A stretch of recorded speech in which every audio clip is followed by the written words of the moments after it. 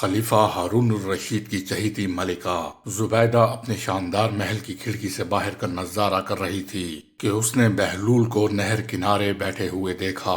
وہ بچوں کی طرح ریت سے کھیل رہا تھا، کبھی وہ اس کی چھوٹی چھوٹی ڈھیریاں بناتا، کبھی انہیں کیاریوں کی شکل دیتا، کبھی ان گھروندوں میں کھڑکیاں اور دروازے بناتا۔ زبیدہ کچھ دیر اس کا یہ کھیل دلچسپی سے دیکھتی رہی، پھر اپنی چند کنیزوں کے ساتھ باہر آئی اور بہلول کے پاس آن کھڑی ہوئی اور اسے متوجہ کیا۔ بہلول، یہ کیا کر رہے ہو؟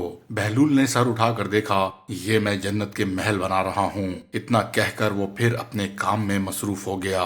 اچھا؟ زبیدہ نے مصنوعی حیرت سے کہا، پھر کچھ سوچ کر بولی، بہلول، تم بہشت کی یہ محل بیچتے بھی ہو؟ ہاں، بیچتا ہوں، بہلول نے جواب دیا۔ کتنے دینار میں؟ زبیدہ نے مزاحاً پوچھا۔ صرف 100 دینار میں، بہلول نے بتایا۔ زبیدہ نے سوچا کہ اس طرح مذاق ہی مذاق میں بہلول کی مدد بھی ہو جائے گی۔ اس نے کنیزوں کو حکم دیا کہ بہلول کو 100 دینار ادا کر دیے جائیں، اور بہلول سے بولی، بہلول، میں بھی ایک بہشت خریدنا چاہتی ہوں۔ کون سی؟ بہلول نے استفسار کیا۔ زبیدہ نے یوں ہی ریت کی ایک کیاری کی جانب اشارہ کیا۔ مجھے وہ بہشت چاہیے۔ بہلول نے رقم لے لی اور بولا، تم نے قیمت ادا کر دی ہے، ٹھہرو، میں اس کا قبالہ تمہارے نام لکھ دیتا ہوں۔ زبیدہ ہنسی، میں اس وقت جلدی میں ہوں بہلول، تم اس کا قبالہ لکھ کر محل میں لے آنا۔ وہ اتنا کہہ کر آگے بڑھ گئی۔ بہلول بھی اپنی مٹی کی ڈھیریاں ڈھا کر اٹھ کھڑا ہوا اور وہ سب دینار اپنی جھولی میں ڈال کر ضرورت مندوں اور ناداروں کی تلاش میں نکل گیا۔ زبیدہ سب کچھ بھول کر اپنے معمولات میں مصروف ہو گئی۔ رات اپنے بستر پر گئی اور اس کی آنکھ لگی تو اس نے دیکھا کہ وہ ایک ایسے خوشنما باغ میں ہے جس کا تصور کرنا بھی محال ہے کہ روئے زمین پر اس کی کوئی مثال ہو سکتی ہے۔ وہ حیران نظروں سے اسے دیکھتی کی دیکھتی رہ گئی۔ اس نے آہستہ آہستہ قدم اٹھائے اور ہر لہجہ حیرت میں ڈوبتی چلی گئی۔ اس کے چاروں طرف عظیم الشان محلات تھے جن کے در و دیوار میں جڑے ہوئے 7 رنگے جواہرات نگاہوں کو خیرہ کر رہے تھے۔ چمن میں بہتی ہوئی نہروں کا پانی موتیوں جیسا شفاف تھا۔ گلستان کی بہار قابل دید تھی، کلیاں چٹک رہی تھیں، پھول کھل رہے تھے، فضائیں معطر تھیں اور ہوا میں تازگی اور خوشگواری تھی۔ روشیں پھولوں سے بھری ہوئی تھیں اور ان کی مہک نرالی تھی۔ اتنی خوبصورتی، اتنا حسن اور اتنی دلکشی یکجا دیکھ کر زبیدہ حیران ہو رہی تھی کہ کچھ غلام اور کنیزیں صفیں باندھے قریب آئے۔ زرنگار کرسی بیٹھنے کے لیے پیش کی اور مؤدبانہ لہجے میں بولے، تشریف رکھیے۔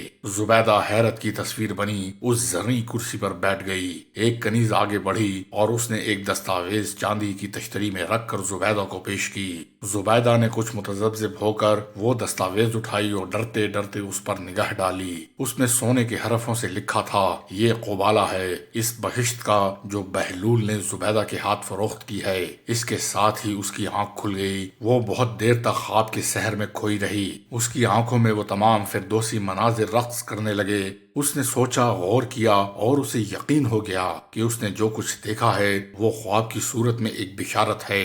بہلول کا وعدہ سچ تھا، کیونکہ اس نے بہشت کا قبالہ لکھ کر دینے کا وعدہ کیا تھا، اور جیسے نظارے اس نے خواب میں دیکھے تھے وہ روئے زمین پر کہیں نہیں تھے۔ اس کا رواں رواں مسرت و شادمانی سے ناچ اٹھا۔ اس نے بے خودی میں ہارون کو جگایا اور پھولے ہوئے سانسوں کے درمیان بولی، ذل الہی، آج میں نے 100 دینار میں بہلول سے ایک بہشت خریدی تھی۔ میرا خیال تھا کہ وہ ایک مذاق ہے، دیوانے کی بڑھ ہے، مگر وہ ابھی ابھی مجھے ایک خواب میں دکھلا دی گئی ہے۔ اس کا قبالہ میرے نام ہے، میں نے اسے ابھی اپنی آنکھوں سے دیکھا ہے۔ تمہارا دماغ تو درست ہے احمق، کہ تمہیں بھی اس دیوانے نے پاگل بنا دیا ہے۔ ہارون الرشید نے اپنی نیند خراب ہونے پر خفگی کا اظہار کیا۔ نہیں، میں سچ کہہ رہی ہوں، میں نے خواب میں جو کچھ دیکھا ہے اس کا دیدار کسی انسانی آنکھ نے نہیں دیکھا ہوگا۔ وہ بہشت میرے نام ہے، خدا کی قسم میں نے اس کی دستاویز دیکھی ہے، زبیدہ نے جوش سے بتایا۔ اوہو، کیا یہ وقت ایسے الٹے سیدھے خواب سنانے کا ہے؟ خاموش ہو جاؤ اور میری نیند خراب نہ کرو، ہارون نے غصے سے کہا اور کروٹ بدل لی۔ لیکن زبیدہ کی آنکھوں سے نیند غائب تھی۔ وہ تمام رات اس نے اسی تصور میں گزار دی۔ صبح اٹھتے ہی وہ پھر ہارون کے گرد ہو گئی اور اسے قسمیں کھا کھا کر اپنا خواب سنایا اور اسے یقین دلایا کہ اس کا خواب سچا ہے اور بہلول سے خریدی ہوئی جنت حقیقت ہے۔ ہارون نے بہلول کو بلا بھیجا۔ وہ اپنی گدڑی میں لپٹا شہنشاہوں کی سی شان سے آیا اور معنی خیز لہجے میں ہارون سے بولا، تجھ جیسے بادشاہ کو مجھ فقیر کی ضرورت کیوں آن پڑی ہے؟ سنا ہے تو نے بہشت بیچنے کا کاروبار شروع کر دیا ہے۔ ہارون نے مذاق اڑایا، ماں بطولت تو یہ کاروبار کب سے کر رہے ہیں؟ بہلول نے بے نیازی سے جواب دیا۔ سنا ہے تو نے ملکہ کو بھی کوئی بہشت بیچی ہے؟ ہارون نے سوال کیا۔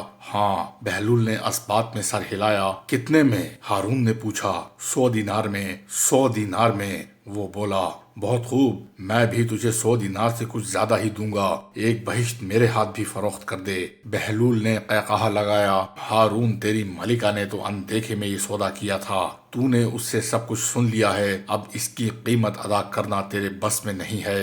بہلول کی اس کرامت نے ہارون کو فکر مند کر دیا تھا۔ وہ نہیں چاہتا تھا کہ بہلول کی کوئی ایسی بات لوگوں کو اپنی طرف متوجہ کرے اور وہ اس کے معتقد بن جائیں، کیونکہ اسے یہ بھی بدگمانی تھی کہ امام موسیٰ بن جعفر علیہ السلام جنہیں اس نے قید کر رکھا تھا وہ ان سے خفیہ رابطہ رکھتا، وہ اس کے خلاف پروپیگنڈا کرتا۔ اس نے ان جاسوسوں کو بلوایا جو بہلول کے بارے میں اسے تمام خبریں پہنچاتے تھے اور ان سے بولا، تم لوگوں نے بہلول کے بارے میں کیا پتہ چلایا ہے؟ جان کی امان پاؤں تو کچھ عرض کروں۔ ایک شخص نے جرت کی، امان ہے۔ ہارون نے کہا، عالی جاہ، اسے دیوانہ نہیں دانا کہنا چاہیے۔ ایسا معلوم ہوتا ہے جیسے اس نے خود پر دیوانگی کا ایک خول سا چڑھا رکھا ہے۔ وہ دانش مندی میں اچھے بھلے ہوش مندوں کو مات دے دیتا ہے۔ ہم نے اس کی بہت نگرانی کی ہے مگر کوئی ایسی بات نہیں دیکھی جس پر اس کی گرفت کی جا سکے۔ ایک وزیر نے جواب دیا، ہمیں خبر ملی ہے کہ اس نے عوام کو اپنا گرویدہ بنا رکھا ہے، لوگ اپنی مشکلیں لے کر اس کے پاس جاتے ہیں۔